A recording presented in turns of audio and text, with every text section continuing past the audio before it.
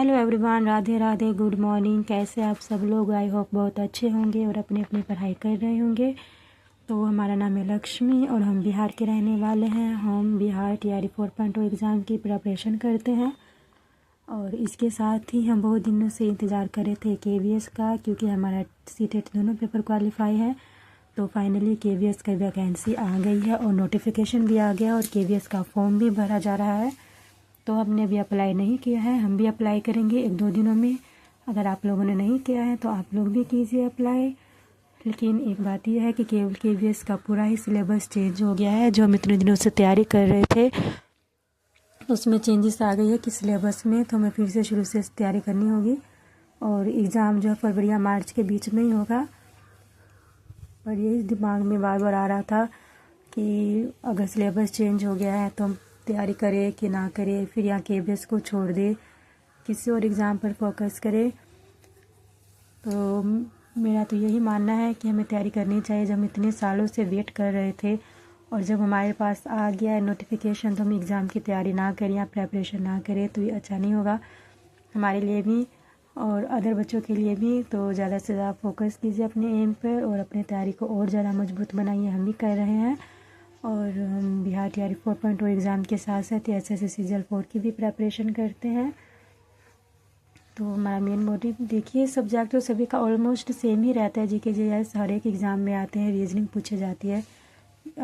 जितने भी teacher exam हो या फिर सीजीएल का ही एग्ज़ाम हो या ईडीओ का एग्ज़ाम हो, हर एक एग्ज़ाम में तो जीके जीएस पूछे ही जाते हैं और हर एक सब्जेक्ट पे पकड़ बनाना पड़ता है हमें। तो जब हम अदर एग्ज़ाम की प्रेपरेशन कर सकते हैं तो फिर केवीएस की क्यों ना करें। तो इसलिए मैंने केवीएस का भी मैं कर रही हूँ। अभी मैंने स्टार्ट नहीं किया है, पर मैं बुक वगैरह अभी नहीं मंगाई केवीएस की, पर बुक मंगाऊंगी क्योंकि मैं सिर्फ इतने दिनों से यूट्यूब से ही कर रही थी इससे पहले। और टीआरई 4 के तो मैं कर ही रही हूँ बहुत दिनों से, पर केवीएस का वेट था क्योंकि केवीएस एक ऐसी अपॉर्चुनिटी है हमारे लिए। इतना अच्छा उसमें जॉब होता है और उसमें सैलरी भी बहुत अच्छी मिलती है। बाकी हर एक मैं तो कहूँगी गवर्नमेंट एग्ज़ाम सुना, केवीएस का एग्ज़ाम बहुत अच्छा, मतलब कि उसमें रहता है अगर हमारा उसमें सिलेक्शन हो जाता है तो हम अपने सारे एम पूरे कर सकते हैं अपने। तो सेल्फ इंडिपेंडेंस बनने के लिए तो मेहनत करना ही पड़ेगा। तो आज संडे था तो संडे को बहुत सारा काम रहता है घर में, क्योंकि जो हमारे बाकी दिनों का काम रहता है हम संडे पे थोप देते हैं कि संडे को कर लेंगे, इग्नोर करते रहते हैं और उस काम को संडे के भरोसे ही छोड़ देते हैं। तो आज बहुत सारा काम था तो मैंने पहले अपने सारे काम फिनिश किए। मैं आप लोगों के साथ अपना स्टडी व्लॉग ही सिर्फ शेयर करती हूँ, बाकी घर के काम काज वाला नहीं करती। कभी कभी होता है किसी किसी वीडियो में अपना किचन वाला आप लोगों के साथ शेयर कर देती हूँ, पर मेरा मेन टारगेट ये रहता है कि मैं आप लोगों के साथ सिर्फ अपना स्टडी व्लॉग ही शेयर करूँ। और जैसे मैं अपना टाइम टेबल आप लोगों को बताती हूँ कि मैं स्कूल जाती हूँ, प्राइवेट स्कूल में पढ़ाने, फिर आती हूँ तो अपनी स्टडी करती हूँ। जब भी मुझे टाइम मिलता है मैं तभी स्टडी करती हूँ, चाहे वो सुबह हो, शाम हो, रात में जाकर करना हो या मॉर्निंग टाइम में भी मैं स्टडी करती हूँ। आप लोग भी कीजिए। तो केवीएस के लिए तो यही है कि उसमें भी रीजनिंग आते हैं, हिंदी के क्वेश्चंस आते हैं 10 मार्क्स के, फिर आपके लैंग्वेज के आते हैं, अदर लैंग्वेज के जैसे आप कौन सा लैंग्वेज आप चूज़ करते हो उसके आते हैं। और सिलेबस चेंज होने के साथ साथ ही उसमें जो है कि जो सीडीपी आती थी वो इस बार नहीं हटा दिया गया पूर्ण तरीक़ा से, उसमें सीडीपी नहीं आएगी। तो कोई बात नहीं, लगे रहेंगे और अपनी तैयारी में और अपना सिलेक्शन लेके रहेंगे, लेकिन पीछे नहीं हटना है। जब यहाँ तक मेहनत की है तो अपना सिलेबस कंप्लीट करेंगे और फिर रिज़ल्ट भी लेके आएंगे और आप लोगों के साथ शेयर करेंगे। तो मेन फोकस यही रहता है कि कोई सा भी काम करना हो तो अपने अंदर सेल्फ़ कॉन्फिडेंस लाइए, क्योंकि बिना सेल्फ़ कॉन्फिडेंस के हम कोई भी काम नहीं कर सकते। इसलिए सेल्फ़ कॉन्फिडेंस बहुत ही ज़रूरी है। अगर आपके अंदर नहीं है तो फिर कुछ कहा नहीं जा सकता, क्योंकि जब तक हम अपने अंदर सेल्फ़ कॉन्फिडेंस नहीं लाते फिर हमें झिझक सी होती रहती है कि हम पढ़े कि ना पढ़े, हमारा सिलेक्शन होगा कि नहीं होगा। तो आप लोग पढ़िए, स्टडी कीजिए। तो इस टाइम मैं अपनी पॉलिटी की बुक लेकर पढ़ रही थी। पॉलिटी में क्योंकि बहुत सारे ऐसे टॉपिक होते हैं जो हमें घुमा फिरा के पूछे जाते हैं। डायरेक्ट पूछने वाले क्वेश्चन तो हम बना लेते हैं, लेकिन जो घुमा फिरा के क्वेश्चन पूछते हैं वो हमसे सही से नहीं बन पाते। इसलिए थोड़े अध्ययन करना पड़ता है, पूरा गहन अध्ययन। तो हम उसे अध्ययन कर रहे थे, अच्छे से पढ़ रहे थे। और पढ़ने के साथ साथ ही हम फिर मॉक टेस्ट भी लगाते हैं अपनी घटना चक्र की बुक से। घटना चक्र की बुक से मॉक टेस्ट लगाने से हमें ये फ़ायदा होता है, या किसी भी बुक से अगर आप मॉक टेस्ट लगाते हैं तो हमें मतलब कि अपने आप को जांचने या परखने का मौका मिल जाता है कि हमने जो स्टडी की है वाकई हम अच्छी स्टडी कर पा रहे हैं कि नहीं, या सिर्फ अपना टाइम वेस्ट ही कर रहे हैं।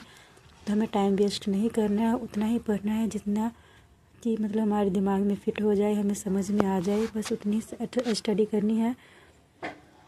और फालतू में इधर उधर नहीं घूमना है, बस उतना ही पढ़ो जो आपको अच्छा लगे और आपको समझ में बने। ये नहीं है कि आप सारा सारा दिन लेके बुक लेके बैठे रह गए और कुछ याद नहीं किया, सिर्फ अपना टाइम वेस्ट ही किया आपने। तो सेल्फ स्टडी बहुत ही ज़्यादा ज़रूरी है। यूट्यूब से भी पढ़िए, अदर प्लेटफॉर्म से मैं भी पढ़ती हूँ और फिर सेल्फ स्टडी भी करती हूँ, क्योंकि बिना सेल्फ स्टडी किए सिर्फ यूट्यूब से ही पढ़कर सिलेक्शन होगा ये थोड़ा डिफ़िकल्ट हो जाता है। क्योंकि कई बार होता है ना, हमारा ध्यान इधर से उधर भटकता रहता है कि कभी इस यूट्यूब से पढ़ लिए, कभी इस सर की क्लास कर लिए, कभी दूसरे प्लेटफॉर्म पे चले गए। ऐसे करने से हम दिन भर इधर से उधर भटकते रहते हैं, तो हमारा जो है एक तो टाइम वेस्ट होता है। पढ़ तो हम बहुत कुछ लेते हैं, लेकिन जो हमारे एग्ज़ाम में नहीं आता सिर्फ वही पढ़ पाते हैं। तो यूट्यूब पर भी क्लास कीजिए, मैं भी करती हूँ, पर 2.5 से 3 घंटे आप दीजिए। बाकी अपना टाइम जो है पूरा आप लोग जो है जो सेल्फ स्टडी कीजिए। और मैथ रीजनिंग तो डेली ही बनाइए 15 से 20 क्वेश्चन, क्योंकि मैथ रीजनिंग के बिना किसी भी एग्ज़ाम को निकाल पाना बहुत ही कठिन है। हर एक एग्ज़ाम में तो मैथ रीजनिंग पूछे ही जाते हैं, तो आप लोग ज़्यादा से ज़्यादा फोकस मैथ रीजनिंग पर भी कीजिए। जैसे KVS में भी मैथ रीजनिंग आती है और हम भी उसी की तैयारी कर रहे हैं कि हमारा, क्योंकि इसलिए मैं सोच रही हूँ कि मैं अपना KVS का एग्ज़ाम जब भी हो मैं उसे ज़रूर दूँ, क्योंकि मैथ रीजनिंग की तो प्रिपरेशन हम पहले से कर ही रहे हैं। जैसे मैं SSC CGL की कर रही हूँ, उसमें भी मैथ रीजनिंग आते हैं 50 मार्क्स के, और KVS में भी मैथ आती है, साइंस आती है। बाकी आपका जो सब्जेक्ट, अगर आप सब्जेक्ट TGT या PGT का एग्ज़ाम देते हैं तो आपके सब्जेक्ट वाइज क्वेश्चंस उसमें आते हैं।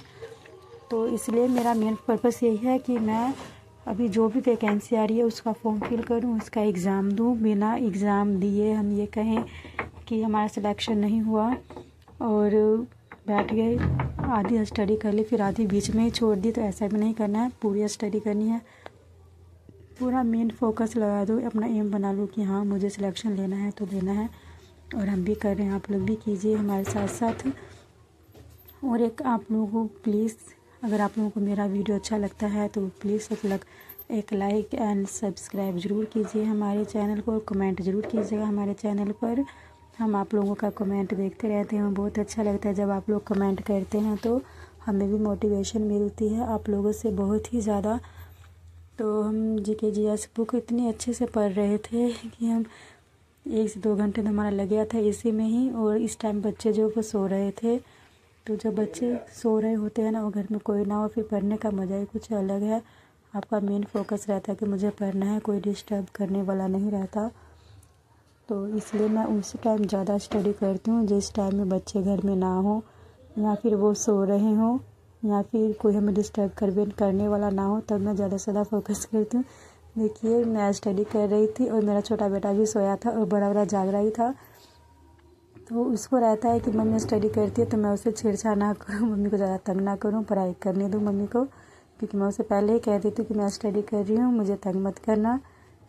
फिर अगर वो बीच में तंग करता तो मैं उसे कभी ना कभी एक थप्पड़ मार भी देती हूँ, तो इसलिए वो डर के मारे मुझे ज़्यादा टोक टाक नहीं करता। जब मेरी स्टडी पूरी हो जाती है फिर वो आता है, फिर मैं उसे उसका जो होमवर्क वगैरह रहता है मैं वो करवा देती हूँ।